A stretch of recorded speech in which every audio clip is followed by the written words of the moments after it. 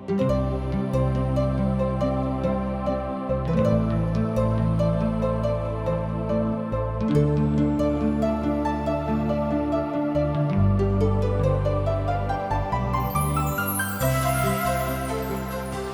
मनुष्य की जिंदगी पाप के कारण तरह तरह की विपत, उलझन और अशांति में पड़ के सही रास्ता से भटक गइल बा। ओके पता नहीं खे कि सही रास्ता का है। इहे बतावे बदे TWR जिंदगी की राह कार्यक्रम प्रस्तुत करता कि हर आदमी जिंदगी का उद्देश्य समझ के सही रास्ता पर आगे बढ़ सके, जौना से ओकर मेल मिलाप परमेश्वर से हो जाए। ई कार्यक्रम बाइबल की विधिवत अध्ययन पर आधारित बा। कृपा करके एक कार्यक्रम के देखी और सुनी ताकि परमेश्वर आपकी जिंदगी का रास्ता बतावे वाला ठहरस। प्रिय श्रोता, तरौआ हमरा संगे आपन पवित्र शास्त्र बाइबल निकालियानी। हाँ, ओह में देखी व्यवस्था विवरण के किताब 30 अध्याय 1 और 3 पद में एक तरी से लिखल गइल बा। ऐसन होई कि जब आशीष और श्राप के ई सब बात जौना के हम तोहरा सामने रख ले बानी हमरा पर आ जाए, और जौना सब जाति सब के बीच में तोहार परमेश्वर यहोवा तोहरा के निर्वासित करी है, यानी कि निर्वासित कैले होखस, उहवा तू उनकर याद कर और तू अपना संतान सहित अपना परमेश्वर यहोवा के ओर फिरा, और जौना बात के आदेश हम आज दे रहल बानी वो सब के अनुसार आपन सब मन और प्राण से उनकर सुना, त तोहरा परमेश्वर यहोवा तोहरा के तोहरा गुलामी में से लौटा ले आई हैं, और तोहरा पर तरस खाके वो सब जाति में से फिर इकट्ठा करी है जहाँ तोहार परमेश्वर यहोवा तोहरा के तितर बीतर कोयले रहन। प्रिय मित्र, 7 ऐसन वचन बा जौन की परमेश्वर पिता इस्राएली प्रजा सब के दिहले, और ई 7 वचन बिना कोनो शर्त के रहे। हमरा यहाँ प्रभु यीशु मसीह के द्वारा कोइल कोइल एगो बहुते प्रसिद्ध उदाहरण तथा दृष्टांत के याद हो रहल बा, जकरा के रउआ उड़ाऊ पुत्र यानी कि उड़ाऊ बेटा के नाम से जानत होखब। उड़ाऊ बेटा के जिंदगी में भी ई 4 गो बात घटल। पहल का बात रहे, सुनी ध्यान से, वो अपना बाबू के बात के ना मनलस और विश्वासघात कैलस। दूसर का बात रहे, एकरा कारण अपना बाबू के घर छोड़ के चल गइल। तीसर का ह, और उहवा वो पछताप कैलस और परमेश्वर के अनुग्रह ओकरा ऊपर शुरू हो गइल। चौथ का ह, और दोबारा अपना घर में वापस लौट आइल। प्रिय मित्र, ये सब उदाहरण यहूदी और आन जाति ये दोनों जाति खातिर फिट बैठता। 1 और 2 कार्य में शरीर, संसार और शैतान सम्मिलित बा। 3 और 4 कार्य में परमेश्वर पिता के अनुग्रह शामिल बा। पद 1 हमने के बता रहल बा कि वो पृथ्वी के सब जाति के बीच निर्वासित कइल जाइ हैं, और ई विश्वासघात के कारण होई। इतिहास और पवित्र शास्त्र बाइबल ए बात के गवाह बा कि ऐसन ओहनी पर घट चुकल बा। पर हम ए अध्याय के दूसरा पद में हम एगो महत्वपूर्ण तथा खास बात के देख रहल बानी। इस्राएली प्रजा के खातिर भविष्य में पश्चाताप के समय हुई। उ अपना निर्वासन के समय में अपना परमेश्वर सृजनहार के याद करी हैं और उन लोग फिर अपना परमेश्वर सृजनहार, तारनहार, पालनहार के पास वापस फिर लौट आई लोग। और ये केवल परमेश्वर पिता के अनुग्रह के द्वारा हुई। परमेश्वर पिता उन लोग के फिर वापस ले आई हैं। वो खुद उन्हीं के पश्चातापी और प्रेम से भरल दिल प्रदान करी हैं। मित्र, यह पवित्र शास्त्र बाइबल के रूप जवन की कोनो भी पाप के मृत्यु से खुश ना होखेलन। हर एक पापी मन फिरावे और पाप से क्षमा प्राप्त करे। यदि परमेश्वर पिता प्रेमी दयालु ना होखिते तो हमारा जैसन आदमी उनकर सेवक ना कहलाइत। अब हम यहाँ देख रहल बानी कि परमेश्वर पिता बिना कोनो शर्त रखले केवल अपना अनुग्रह के आधार पर उनके दोबारा अपना देश में वापस यानी कि अपना देश में बसा रहल बाने। तो एकरा बारे में और ज्यादा जानकारी खातिर हमरा संगे व्यवस्था विवरण की किताब 30 अध्याय 4 पद से लेके 10 पद में एह तरी से बखान भइल बा। सुनी ध्यान से। चाहे तोहार निष्कासित लोग पृथ्वी के घोर तक फैलल होखे लोग, फिर भी तोहार परमेश्वर यहोवा तोहरा के वहां से इकट्ठा क के फिर लौटा ले आई हैं। और तोहार परमेश्वर यहोवा तोहरा के ओ देश में ले आई हैं जौन की तोहरा पुरनिया सब के अधिकार में रहे, और तू ओकरा के अपना अधिकार में क लिहा। उ तोहार पूर्वज सब के से अधिक समृद्ध करी हैं और इस संख्या में बढ़ई हैं। फिर तोहार परमेश्वर यहोवा तोहार और तोहरा संतानन के मन के खतना भी करी हैं कि तू अपना परमेश्वर यहोवा से आपन सब मन और आपन सब प्राण से प्रेम करा, जौना से कि तू जीवित रह सका। तब तोहार परमेश्वर यहोवा इस सब श्राप तोहरा दुश्मन सब के और तोहरा के सतावे वालन के और घृणा करे वालन पर डाल दी है। तब तू फिर परमेश्वर यहोवा सुनी है तोहनी लोग के और उनका ओह आज्ञा सबके पालन करिह जौना की आदेश हम दे रहल बानी। और तोहार परमेश्वर यहोवा तोहरा हाथ के सब कार्य, तोहरा सब संतान और तोहार मवेशी सब के तथा तोहार जमीन के उपज में तोहरा भलाई के खातिर बहुतायत के वृद्धि करी है। काहे कि परमेश्वर यहोवा तोहरा भलाई करे से ऐसा ही खुश हुई है जौन तोहरा पुरानिया लोग से रहे।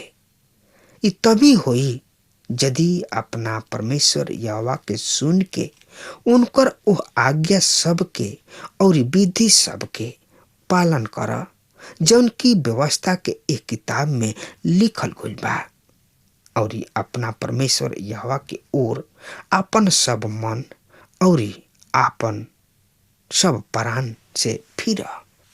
प्रिय मित्र, उ लोग अपना पुरानिया सबके देश में कब लौट आई हैं एकरा बारे में हम रउआ के कुछ नहीं बता सकत, पर ई तब संभव होई जब उन लोग पश्चाताप करी हैं और परमेश्वर पिता के आज्ञा के पालन करी लोग और कार्य करे खातिर परमेश्वर पिता खुद ही एगो नया दिल दिमाग प्रदान करी है ओहनी लोग के।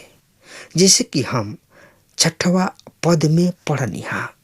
त श्रोता, एकरा बारे में और ज्यादा जानकारी खातिर फिर पवित्र शास्त्र बाइबल से देखल जाओ। व्यवस्था विवरण की किताब 30 अध्याय 11 पद से लेके 14 पद में एह तरी से लिखल बा, जौन आज्ञा हम आज तोहरा के दे रहल बानी ऊ ना तो तोहरा खातिर कठिन बा, ना ही तोहरा से परे बा। इस स्वर्ग में नहीं खे कि तू कह कि सड़क पर चढ़ के ओकरा के हमरा खातिर उतार ले आव और हमरा के सुनाई कि हम उनकर पालन करी। ना ही ऊ समुद्र पार बा कि तू कह कौन समुद्र पार जाके ओकरा के हमरा खातिर ले आई और हमरा के सुनाई कि हम पालन करी। पर ई वचन तोहरा बहुते करीब यानी कि नजदीक बा, वरन तोहार मुंह और तोहरा मन में बा कि तू उनकर पालन कर।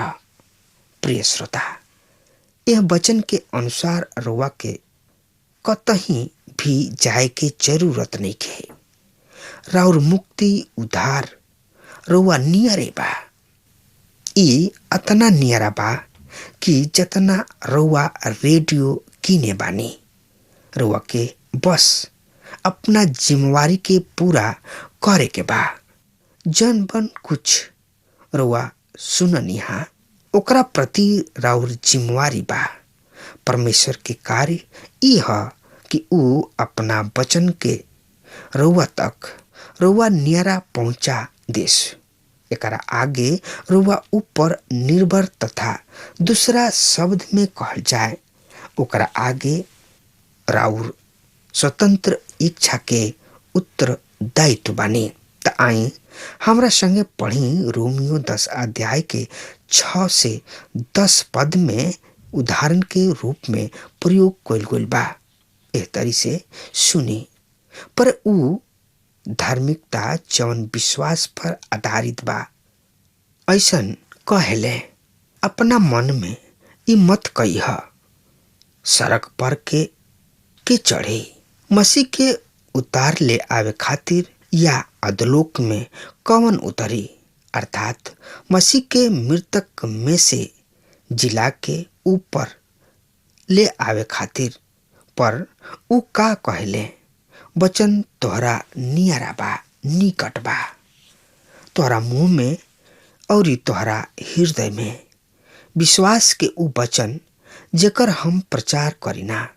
यदि तू अपना मुंह से यीशु के प्रभु जान के अंगीकार कर और अपना मन में ई विश्वास कर कि परमेश्वर उनका के मृतक में से जिंदा कैले तो तू उद्धार पैबा।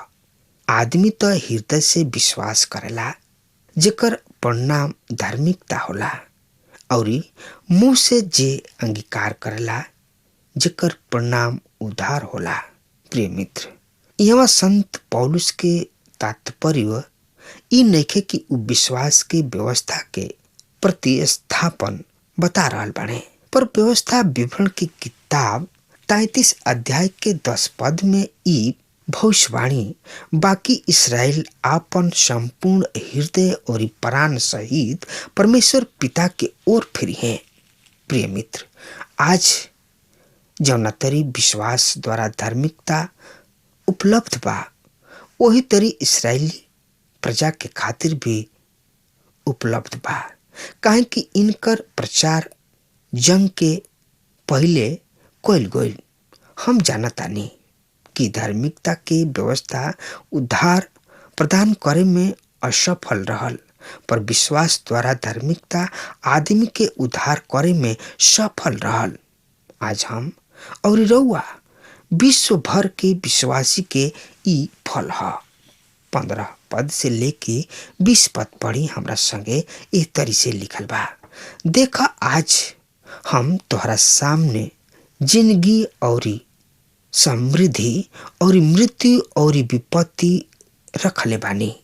काहे कि आज हम तोहरा के आज्ञा दे रहल बानी कि तू अपना परमेश्वर यहोवा से प्रेम करिह और उनका राही पर चली है और उनका आज्ञा सबके और उनका विधि सबके और उनका सब नियम के मनी है कि तू जीवित रह सका और फल फूल और तोहार परमेश्वर यहोवा ओ देश में तोहरा के आशीष देश और जेकरा के तू अधिकार में करे खातिर प्रवेश करे पर बाड़। प्रिय मित्र, का ई उनकर आज्ञा मानला के कारण ई संभव बा? जी हाँ, ई संभव बा। आज्ञाकारिता के कारण परमेश्वर के अनुग्रह तथा करुणा ओ पर बनल रही। यदि वो आज्ञाकारी ना होई लोग तो का परिणाम होई? श्रोता, यदि उन लोग के मन भटक जाए और तू आज्ञाकारी ना रह और पराया देवी देवता के ओर आकर्षित होके उनकर आराधना उपासना करे लाग, तो आज हम तोहनी लोग के चेता देतानी कि तू निश्चय नाश हो जाइबा। एकरे साथ हम व्यवस्था विवरण के किताब के 30वां अध्याय के खत्म कर रहल बानी और 31वां अध्याय के शुरू कर रहल बानी। 31वां अध्याय के मुख्य विषय है मूसा और आखिरी सलाह। और आव व्यवस्था विवरण के अंतिम खंड में प्रवेश कर रहल बानी जा और ये खंड में 31 अध्याय से 34 अध्याय भी शामिल बा। और प्रभु परमेश्वर के दास मूसा द्वारा कइल गइल भाषण से शुरू होता। तरौआ हमरा संगे आपन पवित्र शास्त्र बाइबल निकाल ली। व्यवस्था विवरण की किताब 31 अध्याय 1 और 2 पद एह तरी से बता रहल बा। मूसा ई सब बात इस्राएली सब से कहले। ऊ उन लोग के कहलन, आज हम 120 बरिस के बानी और हम चल फिर नहीं खी सकत। और परमेश्वर यहोवा हमरा से कहले हाँ कि तू एह यर्दन पार नहीं कर सकत। तोहार परमेश्वर यहोवा ही बाणे जौन की तोहरा से आगे यर्दन के पार करी हैं। ऊ ए खातिर यानी कि एह जाति सब के तोहरा सामने से नाश करी हैं और तू उनका देश पर अधिकार कर लेबा। और जैसे परमेश्वर यहोवा कहले बाणे कि यहोशू ही ऊ आदमी बाणे जौन की तोहरा आगे यर्दन पार करी हैं, तब परमेश्वर यहोवा ओहनी के साथे ठीक ओसा ही करी हैं जैसे कि ऊ एमोरी सब के राजा सब हिशोन और ओन और ओहनी के देश के साथे कोयले रहन कि ऊ ओहनी के नाश करहल डलले। और परमेश्वर यहोवा ओहनी के तोहरा हाथ में सौंप दिहे। तब तू उनका साथे वो सब आज्ञा के अनुसार करीह जवन हम तोहरा के दे दिहनी। तू हिम्मत बांध और दृढ़ हो जा। ओहनी से मत डरा और ना भयभीत होख, काहे कि तोहरा संगे चले वाला तोहार परमेश्वर पिता हमें। ऊ तोहरा के धोखा ना दिहे ना ही छोड़ी है। तब मूसा यहोशू के बुला के सब इस्राएली के सामने ओकरा से कहले, हियाव बात और दृढ़ हो जो, काहे कि तू ही ये सब लोगन के साथ ओ देश में जइबा जेकरा के परमेश्वर यहोवा उनका पुरनिया सबसे ओकरा के देवे के शपथ खैले रहन। और तू ही एकरा उत्तराधिकार में ओकरा के देबा। परमेश्वर यहोवा खुद तोहरा आगे आगे चली हैं और तोहरा साथ रही हैं। ऊ तोहरा के धोखा ना दी हैं और ना ही छोड़ी हैं। मत डरा, हिम्मत बांध, हिम्मत मत हार, आगे बढ़। प्रिय श्रोता, 7वां पद में मूसा यहोशू के अपना कार्य भार सौंपे खातिर ओकरा के तैयार कर रहल बाणे और सब इस्राएली प्रजा के सामने ओकर निश्चय करा रहल बाणे। याद राखी श्रोता, मूसा यहोशू के अगुआ बनावे खातिर चुनले, वरन परमेश्वर खुद ओकरा के चुनले। ई आदमी ओह काम के जोग भी बा। साथ ही हम देख रहल बानी कि परमेश्वर पिता उचित समय पर उचित आदमी के चुनले। ध्यान रहे, परमेश्वर पिताजी अपना समय पर उचित आदमी के चुन के आगे बढ़ रहल बाड़े। काहे कि आदमी के काम तो खत्म हो जाला, पर प्रभु परमेश्वर के काम हरदम चलत रहेला और उनकरा सेवक और अगुआ सबके जरूरत भी होला। हाँ तो प्रिय श्रोता, अब हमार समय खत्म हो रहल बा। तब तक खातिर रउआ हमरा के आज्ञा देही। परमेश्वर रउआ के बहुते बहुते आशीष देस। आमीन। हमके विश्वास बा कि ई कार्यक्रम आप सब खातिर फायदेमंद सिद्ध भइल हुई। हम चाहतनी कि आप सब अपन अपन आशीष हमरों से बांटी। अगर आप सबके लगे बाइबल से चाहे आपकी निजी जिंदगी से कोनो सवाल होके चाहे कोनो समस्या खातिर प्रार्थना करावे चाहतनी तो हमारी फोन नंबर पर जरूर संपर्क करें। परमेश्वर आप सबके बहुत आशीष प्रदान करें और आज का दिन आप खातिर सुखद बनावे।